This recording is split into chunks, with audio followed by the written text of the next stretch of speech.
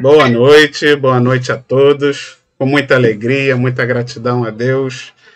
Vamos para mais um estudo, nosso segundo estudo do livro Caminho, Verdade e Vida do ano, né? Que estamos retornando aí, começando 2024 com o pé direito e um ano de muito estudo, se Deus permitir, para todos nós. E hoje vamos dar continuidade ao estudo do livro Caminho, Verdade e Vida. Nossa irmãzinha Ana Cláudia vai nos guiar pelo capítulo 164. Então, Aninha, convido você a fazer a nossa prece de abertura. Então, vamos fechar nossos olhos, nos concentrar e agradecer. Agradecer a Deus, nosso Pai maior, a Jesus, que possa estar nos abençoando, nos auxiliando, a Emmanuel, nosso mentor da nossa casa, toda a falange médica, os benfeitores, que possam estar nos auxiliando, nos guiando nesse estudo de hoje. Que possa ser uma noite proveitosa de estudo. Muito obrigada, Senhor, que assim seja, graças a Deus. Graças a Deus. Vamos então compartilhar o texto. Vamos. O texto hoje é o 164, Não Perturbeis. Espera aí um pouquinho que eu ainda não consegui achar. Como eu tô fora de casa, né? Eu tô trabalhando com uma tela só, tô meio enrolado aqui, mas agora vai.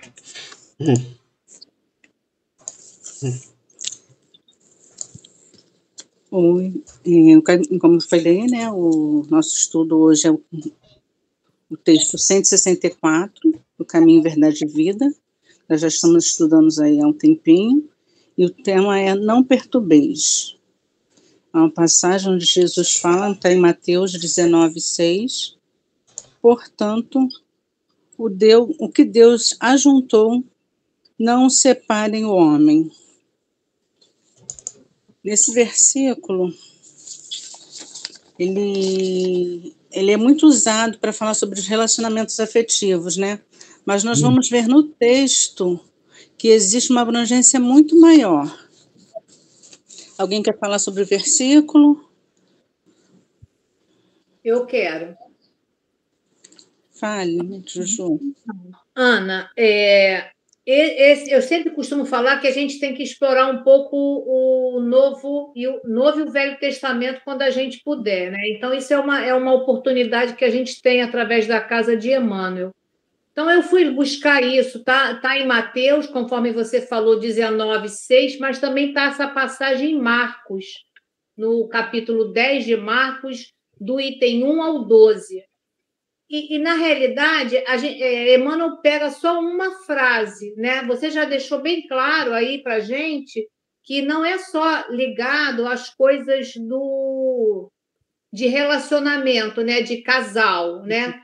Mas a gente tem que mostrar o que esse texto, naquele momento histórico, né? Que Jesus estava com seus apóstolos, o que queria dizer essa frase. Então, essa passagem, o título dela, dentro do Evangelho, tem o título de Ensino sobre o Divórcio. Inclusive, na tradução do Haroldo Dutra, ele também traz o mesmo contexto, ensino sobre o divórcio. E aonde Jesus foi interrogado pelos judeus, porque eles estavam, na realidade, testando Jesus. Então, eles fizeram uma pergunta para o mestre. Era lícito ao varão repudiar a mulher?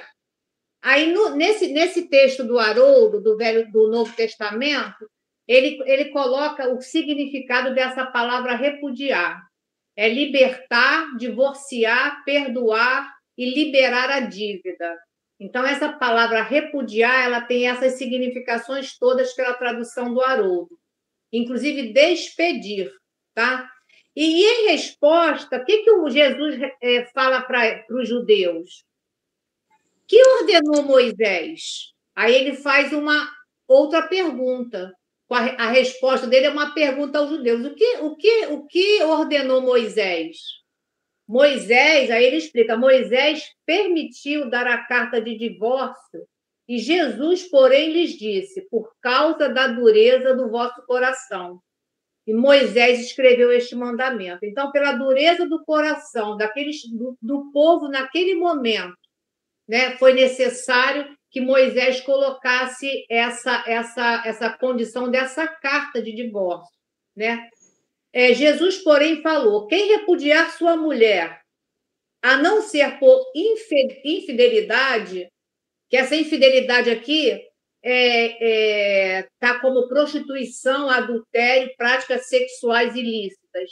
E se casar com outra, comete adultério. Então, Jesus diz: quem repudiar a mulher, a não ser por infidelidade, e se casar com outra, estará cometendo adultério. Já na questão do espiritismo, né, quando traz essa informação dentro do espiritismo, que está lá no capítulo 22 do nosso Evangelho, tem como título: Não separeis o que Deus juntou, no item 3. Aí vai dizer que quis Deus que os seres se unissem não só pelos laços da carne, mas também pelo da alma. Essas palavras se devem entender com referência à união, segundo a lei imutável de Deus, e não segundo a lei imutável dos homens. Então, e no item 5, no mesmo capítulo do Evangelho 22, ele diz que o divórcio é lei humana, que tem por objetivo separar legalmente o que já está de fato separado.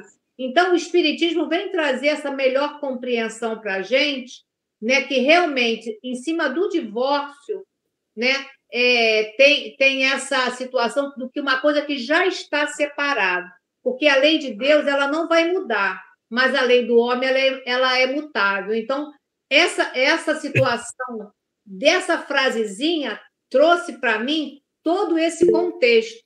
Por isso que eu gostaria de dividir com vocês, porque eu achei muito interessante o que está no texto antigo e o que o Espiritismo traz para nós com uma concepção maior. E agora o Emmanuel vai abrir um pouco mais, né, em cima do que você vai trazer agora, tá, Ana?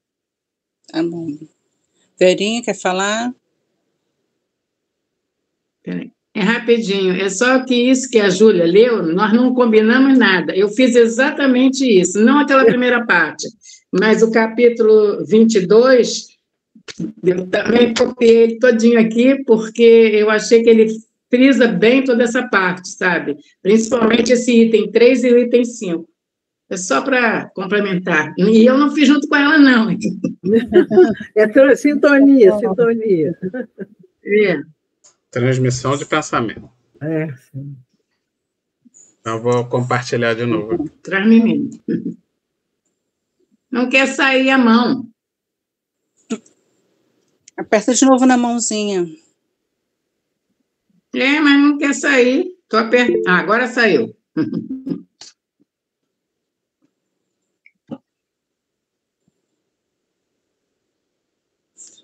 Vamos lá.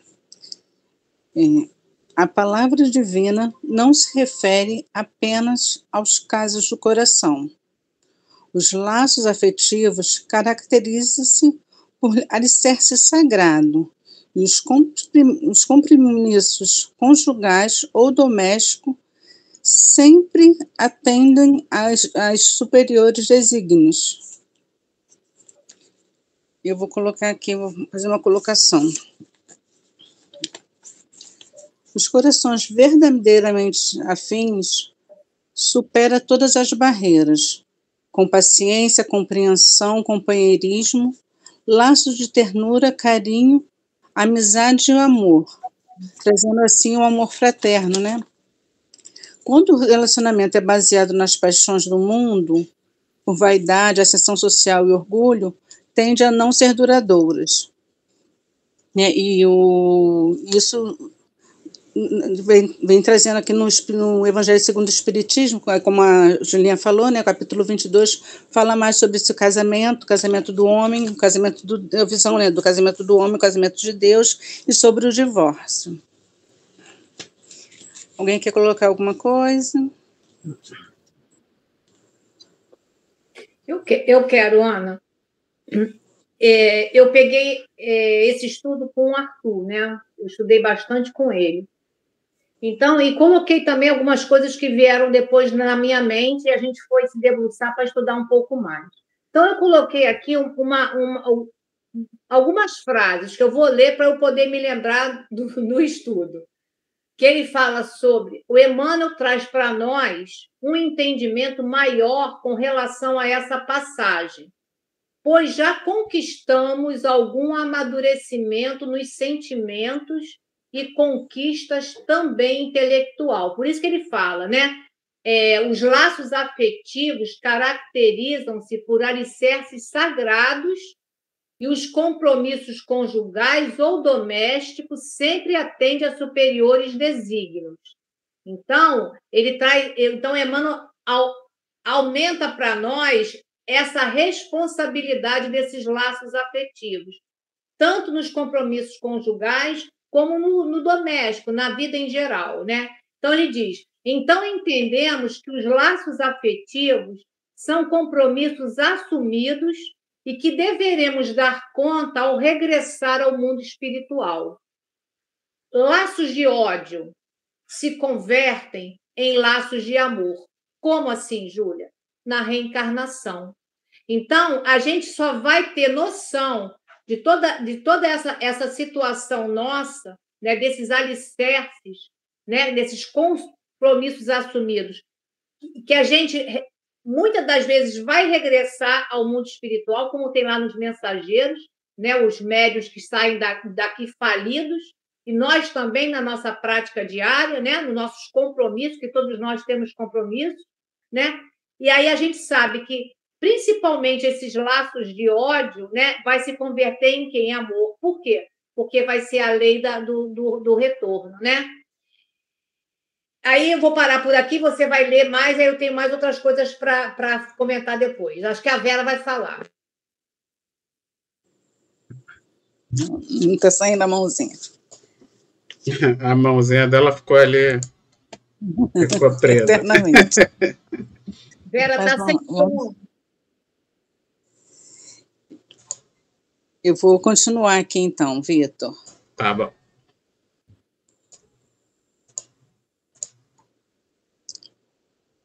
O homem não ludibriará os impositivos da lei, abusando de facilidades materiais para lisonjear os sentidos, quebrando a ordem que lhe rege os caminhos. Desorganizará a própria existência. Os princípios equilibrantes da vida surgirão sempre, corrigindo e restaurando. Eu botei aqui. O homem não ficará isento da sua responsabilidade perante a lei de Deus. Como nos coloca Kardec no Código Penal da Vida Futura, no livro Céu e Inferno, existe o arrependimento, a expiação e a reparação. Reparando assim todas as nossas escolhas erradas e ilusórias, que nós achamos que estamos ludibriando, né, com o nosso sentimento de egoísmo, de vaidade, e a gente acha que a gente pode agir, né, com o nosso livre-arbítrio a gente faz com que a gente erre mais, né, e aí a gente acha que tá ludibriando Deus, né, mas a gente sabe que a lei de Deus, ela não muda, né, então a gente que depois vai prestar contas com isso. Mais algum? Vera vai falar, Vera? Não. Então... Consegui sair agora. Não fala não. Não tem problema, Vera. Pode ficar com a mãozinha, sem problema. O que eu trouxe aqui, né, para a gente pensar junto? E isso eu senti assim, uma necessidade de pensar muito também com relação a esse texto. Porque ele diz, né, o homem não ludibriará os impositivos da lei. Nessa frase, eu coloquei aqui: somos responsáveis diretos dos nossos atos. Portanto, nunca conseguiremos ludibriar a lei, que é uma lei de Deus, que é a lei de amor. A gente pode achar que está ludibriando, né? Abusar das facilidades no mundo, trazendo ao próximo o sofrimento e a dor, estaremos cavando nossa própria desdita. Então, muitas das vezes temos facilidades. Agora, se a gente abusa dessas facilidades em proveito próprio, destruindo o outro, prejudicando ao próximo, o que a gente faz para conosco mesmo, né? A gente está cavando a nossa própria desgraça, o nosso próprio infortúnio. Aí me lembrei lá do Evangelho segundo o Espiritismo, no capítulo 5, item 23, fala sobre os tormentos voluntários. Aí eu peguei um pedacinho desse texto, que ele é muito rico, mas eu peguei só 2 frases, que diz para nós assim: o homem cria para si tormentos que está nas suas mãos evitar. A paz do coração é única felicidade real neste mundo. Então, quando a gente acha que está ludibriando a lei, a gente está trazendo para nós tormentos que estavam na nossa mão evitar. E o que é de melhor que nós podemos trazer para nós? É a paz do coração. Que é o que ele diz, que é a única felicidade real neste mundo. Porque a gente sabe que a felicidade aqui é uma felicidade passageira, né? São momentos felizes, que a verdadeira felicidade não está neste mundo. Agora, outra frase que você leu, falando quebrando a ordem, né, que rege nossos caminhos, e que a gente vai desorganizar a própria existência, aí a gente já trouxe aí o que estava lá no Evangelho dos Infortúnios. Aí o Emmanuel coloca essa palavra, os princípios equilibrantes da vida. Então, o Arthur ele trouxe uma compreensão para mim tão boa dessa palavra, princípios equilibrantes da vida. E aí eu escrevi aqui, quebrar essa ordem é se complicar com a lei de Deus, que é uma lei de harmonia, de beleza e de amor. Assim, partilharemos das dores que foram ali construídas. Então, a gente já viu lá, né, o que a gente acabei de falar do Evangelho. Vamos pensar nisso que o Emmanuel traz. Princípios equilibrantes. O que é isso? Qualquer coisa que sai do equilíbrio, desajustam no universo sem fim, esses princípios equilibrantes começam a operar. Então, nós vamos desorganizar, mas existe uma ferramenta que o Emmanuel coloca como princípio edificante que vai começar a operar na gente. E o que seriam esses princípios?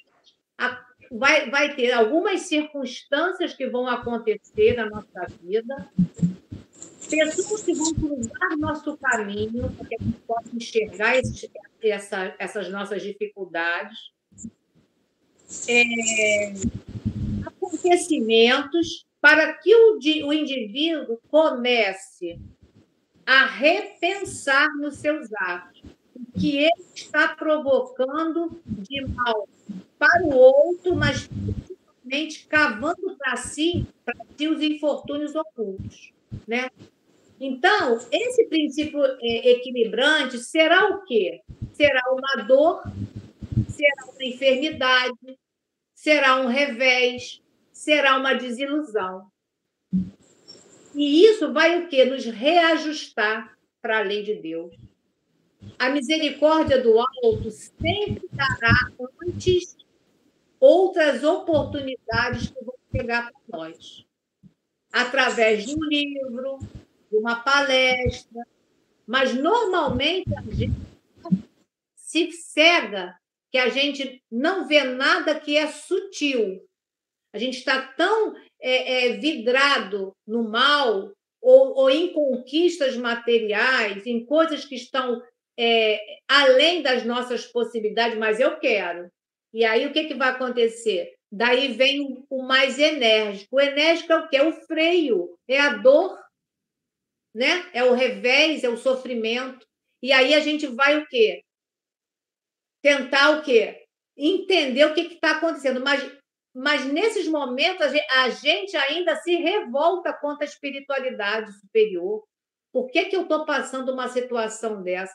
Não consegue nem entender o que fez, nem o que faz, nem o que vai querer fazer, né?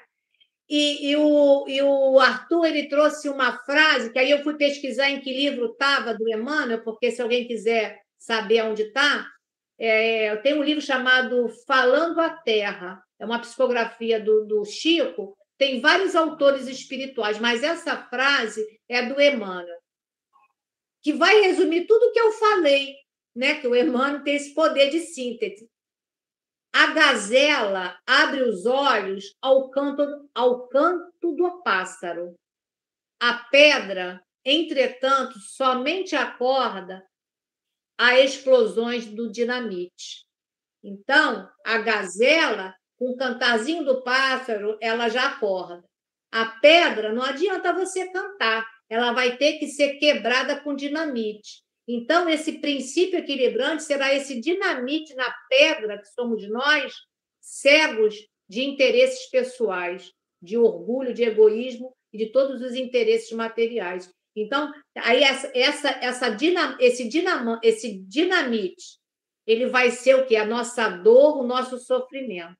Então, assim, eu falei muito, eu sei, mas eu achei muito interessante disso tão pequeno, princípio equilibrante, aonde o Emmanuel traz para a gente e um montão de coisa que eu pude pensar, e agora eu estou dividindo com vocês, para que a gente comece a se estruturar como espíritos imortais que somos, né? O que fazemos da nossa vida, né? Para que a gente esteja, às vezes, em situações muito complicadas. E aí, fazendo o seguinte, criticando e maldizendo a espiritualidade superior. Trabalhando na desarmonia, não é? E aí a desarmonia vem para nós, porque o que eu faço, eu recebo de volta. E aí eu me desarmonizo, porque eu tentei separar o que Deus juntou. A harmonia é a junção de Deus, né? E se eu começo a brigar, a criticar, ou a espiritualidade, ou o meu próximo, enfim, vociferar, eu estou quebrando essa harmonia vem para mim, eu fico perturbado, fico com síndrome disso, síndrome daquilo, fico doente, enfim. E doente na relação com o outro também, me separo do marido, enfim, faz uma opção de coisas, né? Que trazem essa desarmonia. Que foi eu que provoquei. Né? Júlia. É perfeito. Eu achei muito importante tudo que você falou, Julinha. Muito importante. É a grande verdade nossa. Né? Júlia. Vocês estão ouvindo? Estou te ouvindo, João. Olha só. Estamos ouvindo. Deixa eu ver se eu entendi direitinho o que você falou aí. Assim, seria assim, a grosso modo, trazendo para os dias de hoje, você faz uma escolha na sua vida, né? Passa por certas situações, certas provações que você tem que enfrentar das suas escolhas, e aí, com o amadurecimento, você passa a entender, passa a compreender, e isso te ajuda a superar aquilo tudo que você passou. Mais ou menos isso? Então, João, aí, nesse momento, João, você... só desliga teu som, João, para não dar microfonia. Espera aí. Por favor. Essa tua conclusão, João, já é no patamar que você não vai precisar mais desses princípios equilibrantes para trazer você para o bem. Você já aprendeu. né? Porque naquele momento que você sofreu, tudo isso pode ter sido provocado por você mesmo. Diante dos teus atos errados, você trouxe dor para você, trouxe sofrimento para você, trouxe um revés, trouxe uma situação complicada na sua vida, né? Porque as coisas podem ser porque você fez aqui hoje, nessa vida, né? E acontece a complicação já nessa vida, como está lá no Evangelho dos tormentos voluntários. É voluntários porque eu que provoquei. Não é uma coisa que eu já trouxe de uma vida para ressarcir. Porque a gente sabe que a gente vai reencarnar para resolver as problemáticas de uma vida passada. A gente sabe disso. Sim. Né?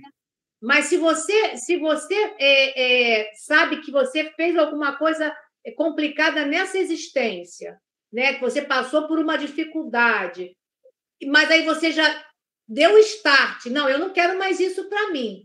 E eu vou mudar a rota. Não vai ter necessidade adiante dos princípios equilibrantes, porque você já entendeu. Não, eu não vou mais errar. Nisso eu não vou mais fazer, porque eu sei que dói. Né? Agora, quando você vai fazendo, e não se dá conta do mal que você está provocando para você e para o outro, lá na frente algo vai te deter. E aí é esses princípios equilibrantes que o Emmanuel diz. Vem uma doença, vem uma problemática maior que vai fazer com que você pare. Ou seja, que você não se complique mais com a lei de Deus. Isso. Porque a gente veio aqui para acertar, não veio para errar. Só que, às vezes, a gente fica tão cego diante da situação que a gente vai se complicando cada vez mais. Então, isso seria um freio para você não fazer mais nada equivocado. Mas, muitas das vezes, quando você está sofrendo, você diz, Deus não gosta de mim. Eu não merecia isso. É justamente o que a gente, às vezes, fala. Por quê? Porque a gente está cego. A gente sempre acha que nós não erramos. Nós somos os maravilhosos. Né? E se está acontecendo alguma coisa ruim, não fui eu que fiz, foi o outro. Né? Só que a gente, com o entendimento doutrinário, a gente vai chegando nessa conclusão. Né?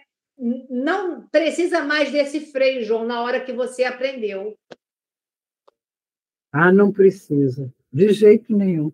Você toma jeito mesmo, se apavora e reformula. Mas é muito bom também esse movimento, porque na hora que você reformula, há um alívio muito grande. Embora você sofra na reformulação, mas ao mesmo tempo você sente um alívio, porque não está mais quebrando a pedra ali de qualquer maneira, brigando, que eu quero, né? Não está mais fazendo isso. Né? Tô preocupado, Dorô. Lembra que eu sempre falo que eu tenho coração de pedra? Vai vir dinamite aí, tô lascado. Vamos em frente. Lá vem dinamite para quebrar pedra.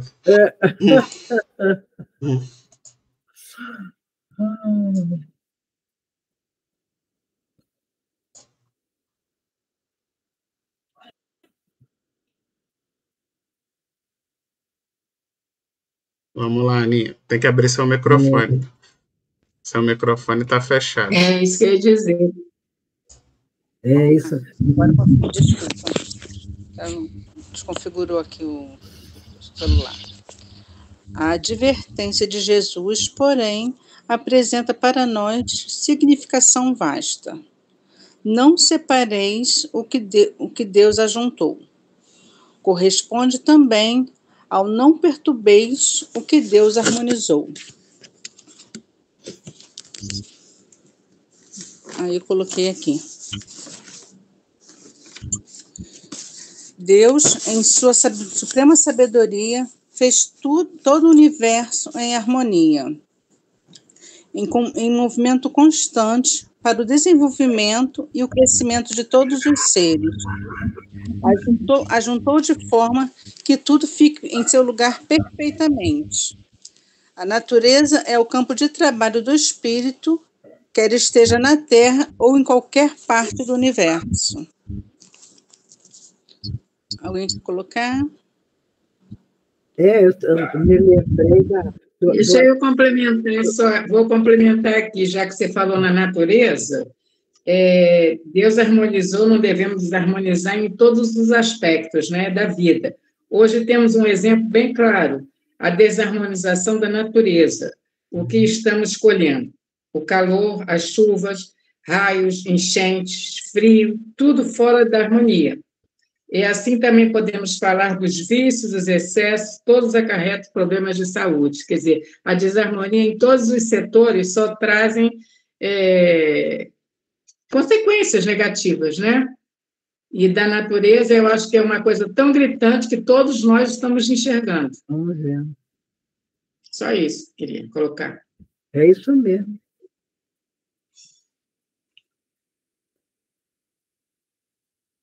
E aí eu me lembro também de certas situações onde, por exemplo, você tem um filho e o filho tem determinadas tendências e você não quer que ele siga aí, você quer que ele faça uma profissão assim, assado, e aí você torce a pessoa. Olha a desarmonia que se desenvolve dentro de uma pessoa, de um filho, que os pais... Ele não quer ser militar e os pais querem que seja militar e bota lá no militar e obriga. Olha a desarmonia que vai entrar essa pessoa, né? Vai detestar o trabalho, não vai suportar ficar ali, né? E vai ficar doente, vai arrumar algum problema onde ele vai ficar muito mal. E os pais também ficam, né? Porque exigiram, forçaram a natureza. Aí.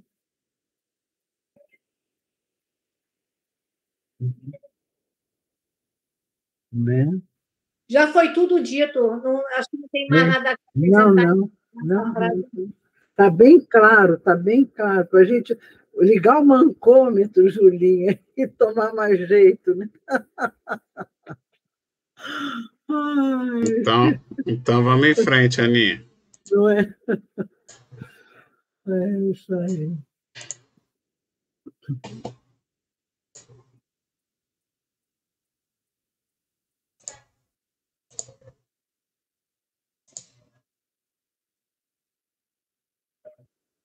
Tá sem áudio. Tem que abrir o microfone, tá sem... Desculpa.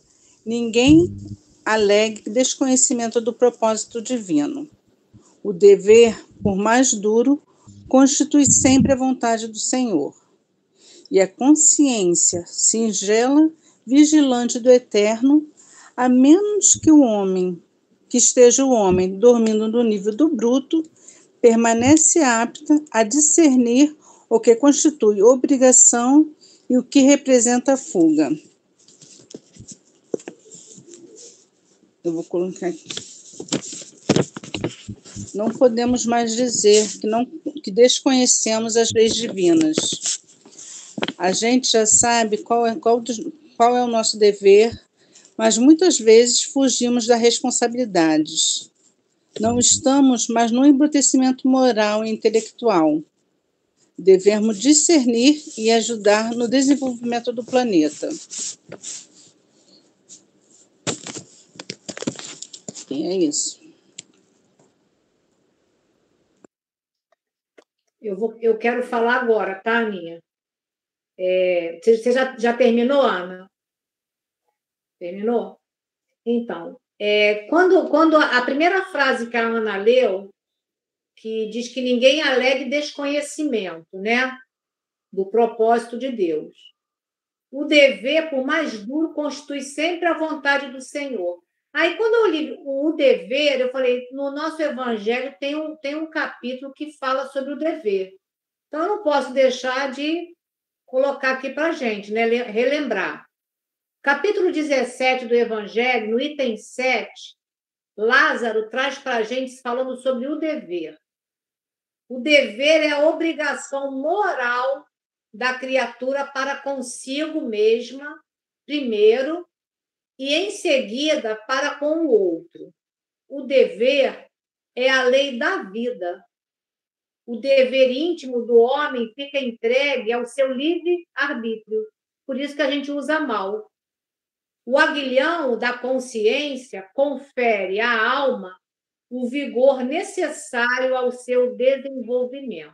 Porque a gente, dentro da gente, a gente tem a sabedoria, e eu vou trazer isso na questão 621 do Livro dos Espíritos, quando pergunta onde está escrita a lei de Deus? 621, na consciência, os Espíritos dizem. Então, esse aguilhão da consciência mostra para a gente que a gente está errado. Lá no fundo a gente sabe. Mas, como a gente quer aquilo de qualquer maneira, então a gente vai o quê? Desarmonizar a lei de Deus pelo meu capricho. Agora, quando ele diz que o dever é a obrigação para comigo, dever moral para comigo e para com o outro. Né? Então, a gente sabe que a lei a gente é de amor. Amar a Deus, ao próximo e a si mesmo. Então, existe essa lei moral para mim e para o outro.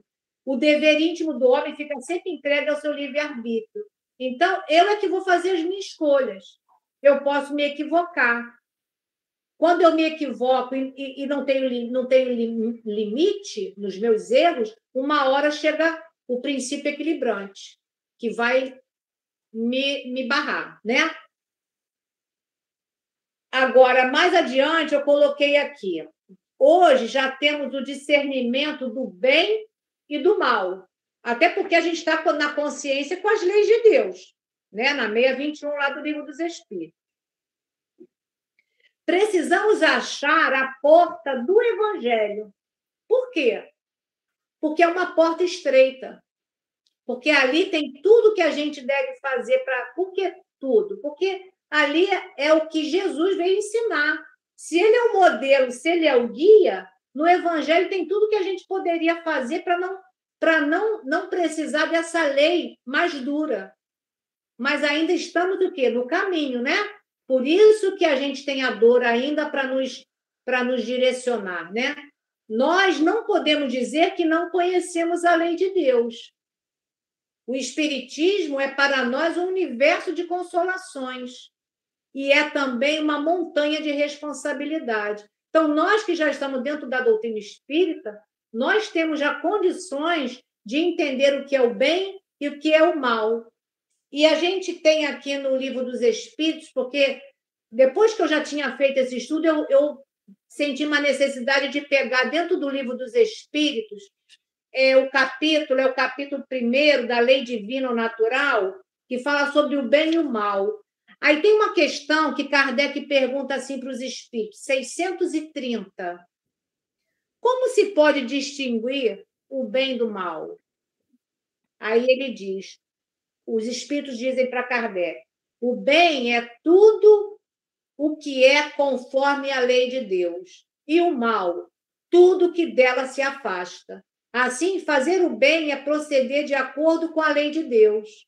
Fazer o mal é infringir essa lei. Então, infringir essa lei é essa perturbação na lei de Deus. E aí, agora, eu terminei, tá? Se alguém quiser falar. Ô, Julinha, antes de falar essas verdades, você tem que avisar para a gente tapar o ouvido, porque senão a consciência fica pesando depois.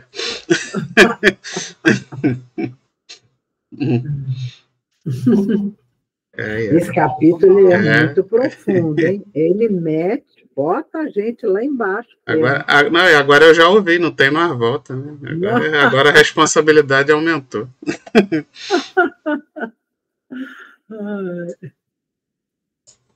Vamos lá. Agora é equilibrado, né, Vitor? Então, quanto mais sabe, mais é equilibrado. Não tem mais volta, já está ouvido. Mas eu queria só fazer um acréscimo, a gente está aqui, né? Puxa, fiz errado, vacilei, não respeitei o outro, não me respeitei, enfim, daí por diante. Mas há uma coisa aí, do momento em que eu percebo e me arrependo, isso eu vejo na minha vida pessoal e vejo na vida de pessoas, né, que eu trabalho com seres humanos que abrem o coração para mim e falam, né, dos seus erros, das suas dificuldades. É impressionante como quando a gente Isso os livros de Kardec também falam, de Emmanuel também. Quando a gente se equilibra, se arrepende e bota as coisas onde elas devem estar, mas dentro da nossa cabeça, a gente já começa a sentir o abraço de Deus. De repente aparece uma oportunidadezinha ali para fazer não sei o quê, aparece de repente um amigo ou uma amiga que você não vê há muito tempo, que é uma pessoa legal, que veio te levantar o astral. Eu sempre percebo isso, sempre. Do momento em que a gente reconhece, não é quando está ainda confuso, não, é quando a gente reconhece. Isso eu estou falando da minha experiência pessoal aqui. E que está nos livros também, sim, só isso. Tá?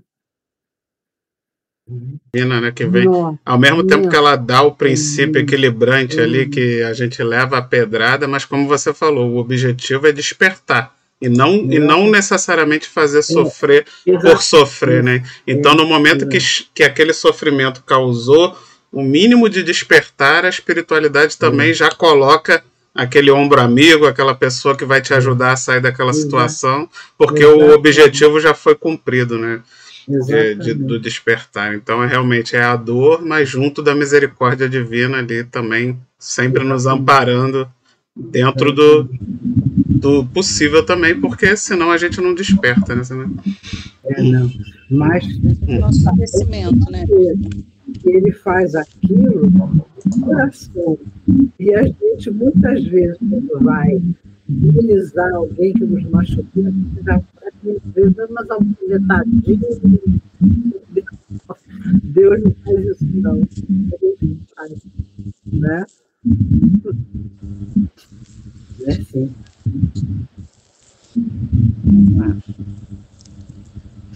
O Pai criou seres e reuniu-os. Criou igualmente situações e coisas, ajustando-as para o bem comum. A minha colocação. Tudo está interligado, a natureza, os homens, a ciência, a tecnologia.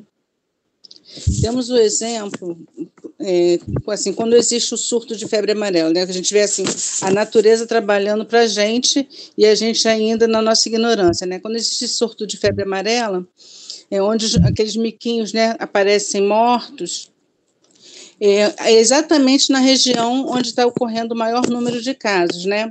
Mas nós, na nossa ignorância, achamos que é ele que é o causador da doença. E muitas vezes eles sofrem, né? Eles são atacados por causa disso. E teve um outro exemplo também, que nós podemos ver, foi com a pandemia, né? Que em alguns dias, sem intromissão e o desajuste humano, a natureza ficou com suas águas claras, a fauna e a flora se renovou, e a ciência também trabalhando para os meios para a vacina, né? Então, a gente vê que tudo tem uma razão, mas a gente ainda na nossa ignorância, achando que nós somos mais, né? Nós somos os poderosos, acabamos desarmonizando e desajustando tudo, né? É isso, gente. Alguém quer colocar? Eu vou colocar. Vera quer falar primeiro, Vera? Tá. O que eu trouxe aqui, né? Que eu pontuei nessa frase, né? Uma frase tão importante para a gente refletir dentro dela, né? Que o Pai criou seres e reuniu. E criou igualmente situações para o bem comum. Bem comum. É para todos nós, né? Não é só para mim. Então, o que foi criado por Deus e é usado de modo egoísta, já traz o desequilíbrio, porque é só para mim. Então, primeiro a gente vai pensar por aí, né? Nesse tal egoísmo que a gente fala que é a chaga da humanidade. Aí a gente tem vários exemplos. Aí, por exemplo, vamos pensar nos políticos, né? Por conta de querer o jeitinho ter facilidade com recursos. O que acontece com isso? A corrupção, mortes, desvios de todo grau. Ele está ali exercendo aquela função porque Deus permitiu. Porque se Deus não permitir, você não faz nada. Você pode, mas eu estudei, eu estudou. Ok, mas se Deus não quiser, você não ocupa um cargo que você teria que ocupar. Basta Deus não querer. Entendeu? Então, sempre por isso que a gente tem que agradecer tudo a Deus.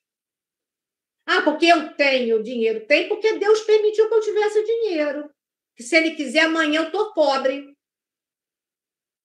Temos exemplo no próprio Velho Testamento, de Jó. Não é isso? Então, o recurso veio. Tá? Então, assim, na política, está num cargo, usou mal, desequilibrou esse recurso. Aí isso também, esses meus estudos estão em cima do que o Arthur falou, tá, gente? Vamos pensar no sexo. O sexo é ruim? Não, é ótimo. Não é isso? Através do sexo, nós temos nossos filhos. Não é isso? Agora, se eu dou vazão às minhas paixões, isso não vai ser bom, porque eu vou prejudicar alguém com meus excessos, com os meus abusos. Eu vou comprometer pessoas que acham que eu estou numa situação de amor, ou de, né, num relacionamento amoroso, e eu quero só curtir. Então, é isso aí, ó, o egoísmo traz o desequilíbrio. Então, assim, o que tem uma finalidade e desajustamos, tem uma finalidade, mas a gente sai dessa finalidade que é o bem e vai para o mal, estamos na contramão para sermos instrumentos do mal. A gente não vai ser um instrumento útil na mão de Deus, porque Deus usa as criaturas para ajudar suas próprias criaturas. Mas se eu só estou pensando em mim, se eu só quero o que é melhor para mim, não me importa o outro, eu estou fazendo isso aí, ó, desajustando as leis divinas. Então é o quê? É o mal.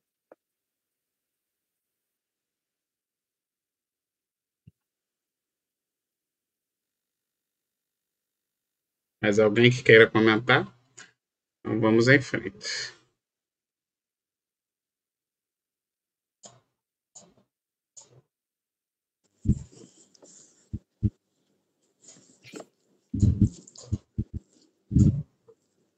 Quem desarmoniza as obras divinas prepara-se para a recomposição. Quem lesa o Pai algema o próprio eu aos resultados da sua ação infeliz e, por vezes, gasta séculos desatando grilhões. Na atualidade terrestre, esmagadora percentagem dos homens constitui-se de milhões em serviços reparador, depois de haverem separado o que Deus ajuntou, perturbando com o mal o que a providência estabelecera para o bem.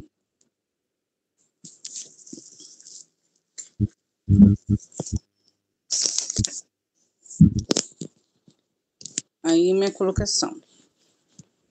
Quando nos desarmonizamos, nós mesmos ficamos lesionados, iludidos, achamos que fomos injustiçados. Esquecemos que toda ação tem uma reação. Muitas das vezes levamos o sentimento de ódio, raiva, envenenando assim o nosso perispírito. Lembrei do nosso lar, né, que onde a André Luiz viu aquela mulher, né, no portão e indagou, né, porque não podia entrar. E aí foi informado que ainda não era o momento, né? E aí eu também achei assim Peraí, vamos. Aí, no estudo anterior que foi falado sobre aquela criação no umbral de cada um, né? Cada um cria o seu próprio umbral.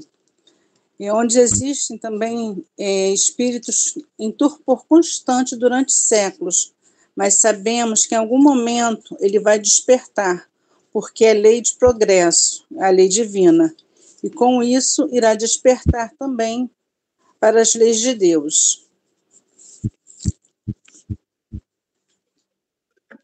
Isso. Eu quero colocar aí. Ai, meu Deus do céu.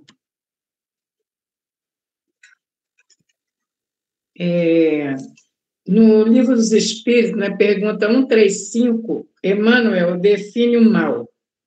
Faz a pergunta, né? Se o determinismo divino é o do bem, quem criou o mal? Aí tem a resposta. O determinismo divino se constitui de uma só lei, que é a do amor para a comunidade universal.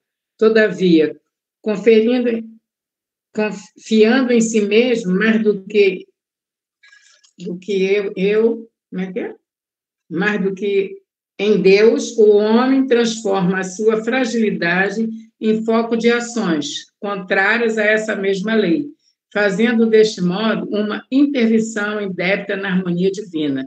Ele ainda continua, tem muito mais, mas eu acho que esse daqui dá para fechar bem o que está se falando ali.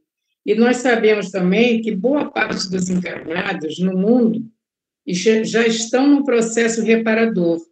Hoje, no nosso mundo, né? Já está no processo reparador. Já houve várias encarnações, e à medida que nós vamos reencarnando, o objetivo é melhorar, né? É aprender. Então, nós já podemos dizer que a maioria das pessoas estão já em processo reparador. Só isso.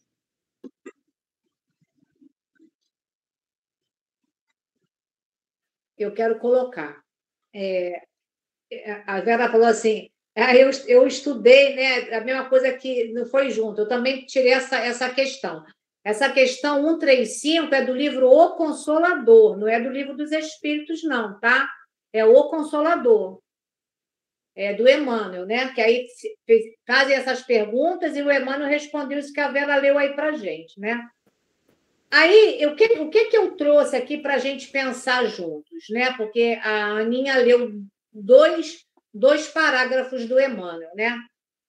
Quando ela fala lá em cima, quem desarmoniza as obras divinas, e aí eu sublinhei aqui, quem lesa o Pai algema o próprio eu aos resultados de uma ação infeliz, de sua ação infeliz. Então, a gente vai pensar novamente junto aqui, né?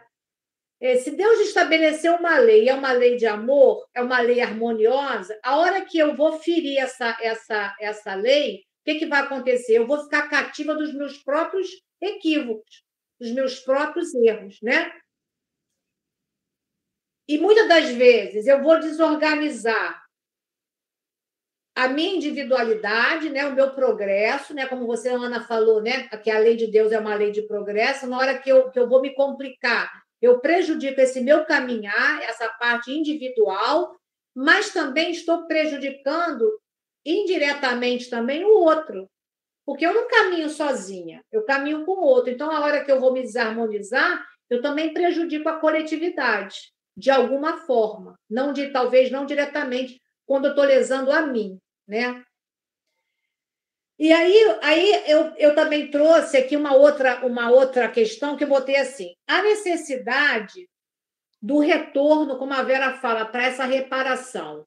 Agora, a gente precisa entender que às vezes, a gente vê situações muito complicadas, resgates muito terríveis, que aos nossos olhos parecem muito tristes, né?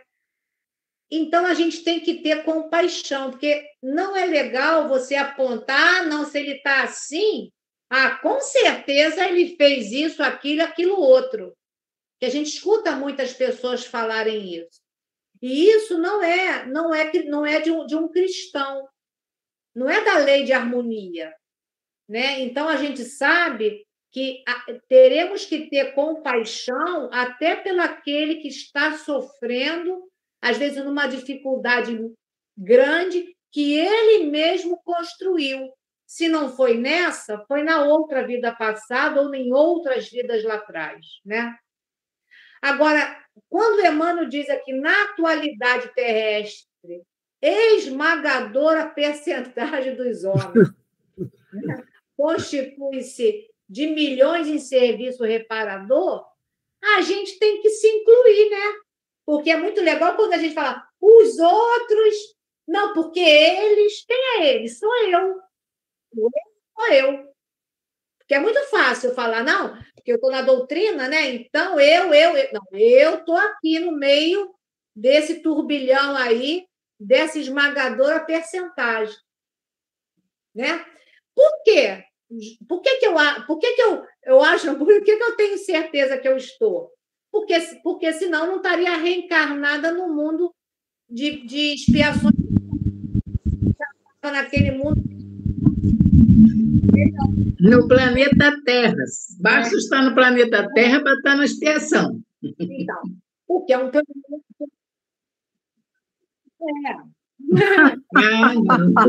Oi, foi alto, Vitor, foi alto.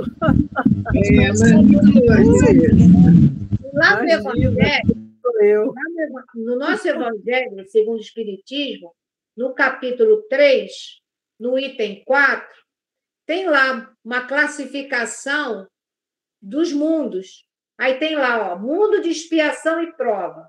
Está classificado como o mal é dominante. E então, como é? Meu Deus do céu. Ele está classificado que o mal aqui é predominante, é dominante. Então, estamos aqui, né, que temos que ter compaixão pelo próximo, pelo outro. Porque se ele está complicado, às vezes numa complicação maior do que a minha, eu tenho que ter compaixão porque eu não sei o que está acontecendo daquele lado de lá com o meu próximo.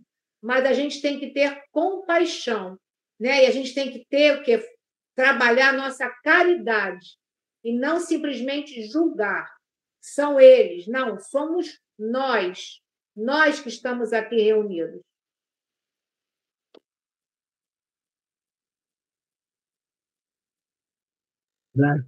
Vamos sim.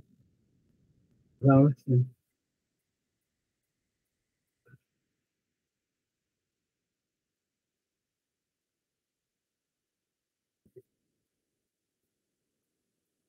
Ela está com o áudio fechado. Ah, voltou. Vamos lá, Aninha. Vamos então dar continuidade. Fui pegar o carregador, que eu nem vi que o celular estava descarregando. Desculpem.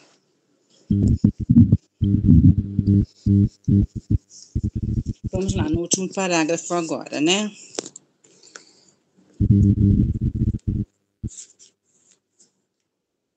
Prestigiemos as organizações do justo juiz, que a noção do dever identifica para nós em todos os quadros do mundo.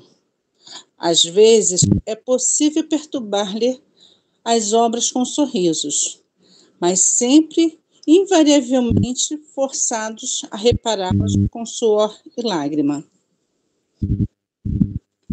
A gente tem que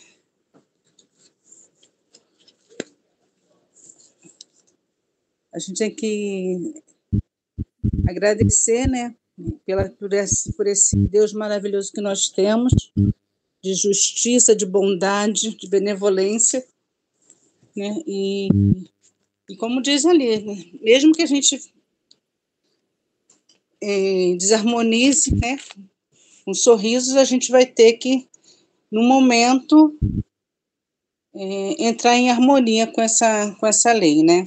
E eu também tirei aqui, eu vi o estudo do Arthur Valadares, e eu vi que ele fez uma colocação muito interessante. Ele colocou assim: se o Espiritismo é para nós um universo de consolação, é também uma montanha de responsabilidade.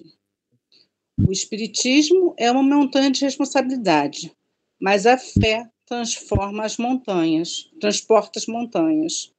Se a gente se mantiver no caminho do Cristo, ele nos leva à ascensão em subida à direção à luz. Eu achei muito interessante essa colocação dele. E é isso, gente. Essa foi a minha colocação de hoje. Agradeço. Muito bem. Muito obrigada, Ana. É um tema que mexe muito com a gente. Mexeu comigo para chuchu. Quero bom. Muito rico, né? uma frase onde o Emmanuel diz: às vezes é possível perturbar-lhe as obras com sorrisos. Né? Aí eu trouxe aqui o seguinte: quantos irmãos que estão sorrindo agora, porque muitos ludibriaram a justiça dos homens. Sim. Podemos pensar aqui, milhões de pessoas que estão assim muito felizes, porque foi mais esperto do que o outro, conseguiu títulos, poderes, muitas coisas materiais. Estão rindo, porque ninguém pode comigo, eu sou melhor. Então, é por isso que ele diz, né? Perturbar-lhes as obras com sorriso. Mas seremos invariavelmente forçados a repará-la com suor e lágrimas. Aí eu coloquei assim, e se consideram espertos. E a reparação será com suor e lágrimas. Por quê? Porque a gente não vai ferir a lei de Deus, que é uma lei de harmonia, sem a gente se prejudicar. O mal que a gente faz ao outro, que a gente pensa que está fazendo ao outro, a gente está fazendo a nós mesmos. Então, por isso que esse retorno vai ser com suor e com lágrima. Porque a gente aqui só cresce dessa maneira, ou pelo trabalho no suor, ou pela lágrima da dor. Então, a gente tem que estar sempre pensando nessas possibilidades. Hoje eu posso estar sorrindo porque eu fiz mal a alguém e acho que eu saí bem na fita, né? Mas isso tem um retorno. Se não for nessa existência ainda, com aqueles princípios equilibrantes, vai ser numa próxima existência, com suor e lágrimas. E aí eu vou terminar o estudo falando uma frase da Joana de Ângeles. Eu sei que está em cima da hora, mas é muito interessante isso. Tá? A Joana traz para a gente assim: os desmandos a que se entrega, os abusos que perpetra, os excessos a que se expõe, não lhe permitirão tranquilizar-se. Porque, inscrita na consciência, aquela lei superior, a seu turno, no momento justo, convocará o infrator ao reajuste, de que ninguém se furta. Então, naquele momento certo, a nossa própria consciência vai querer a reparação, a expiação pelo aquele mal que eu lesei. E a gente traz isso, se a Selma estivesse aí, ela poderia até confirmar o que eu estou falando. Naquele estudo do Memórias de um Suicida, a gente via aqueles espíritos querendo voltar de qualquer forma para reparar um dano, porque eles não conseguiam mais ficar com aquela dor que ele causou ao outro. E assim somos nós. Né? A gente pensa no Memórias do Suicida, porque foi um estudo que a gente fez, eu e Selma, mas a gente pensa também nós também, qualquer coisa que a gente vai lesar ao outro, a gente está lesando a nós, porque a nossa consciência, onde tem as leis divinas, vai querer que a gente faça esse reajuste. Então, não perturbeis o que Deus harmonizou, que é essa a mensagem desse livro na noite de hoje.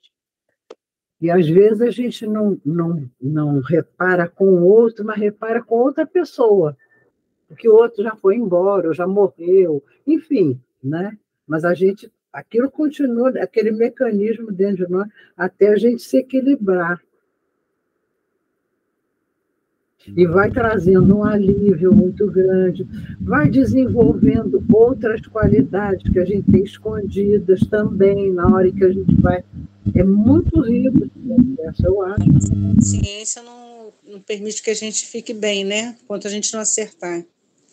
Exatamente. A gente não Mas à medida que a gente vai acertando, começa a abrir certas portinhas dentro da gente, entendeu? Portinhas boas. Portinhas gerais, não é especificamente nada, mas vai abrindo. É incrível. É muito lindo isso tudo. Eu acho. Bem, vamos então finalizando o nosso estudo de hoje, né? Estamos na hora. Agradecer a Ana por nos guiar no estudo da noite de hoje, agradecer a presença de todos vocês e pedir o nosso... Nós não temos aqui Joana, mas temos o nosso João de Ângelo aí para fazer a nossa prece de encerramento, porque semana que vem o estudo é dele. Então, vamos lá. Estudo lindo esse, muito lindo, muito lindo.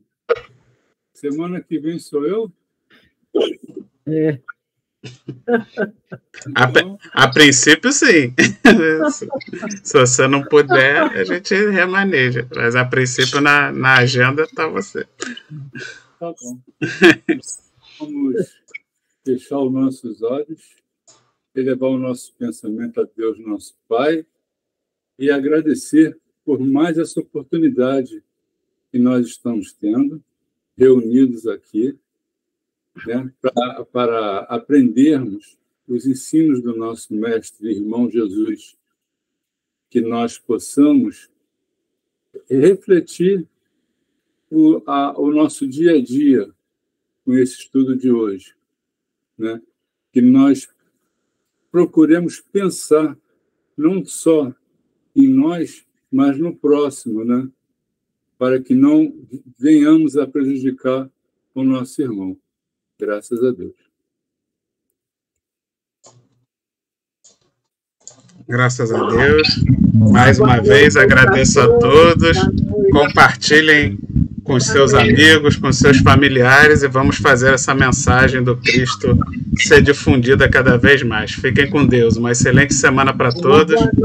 Uma boa noite. Boa semana também. Tudo de bom. Tchau, então. Um beijinho nos afilhados, tá?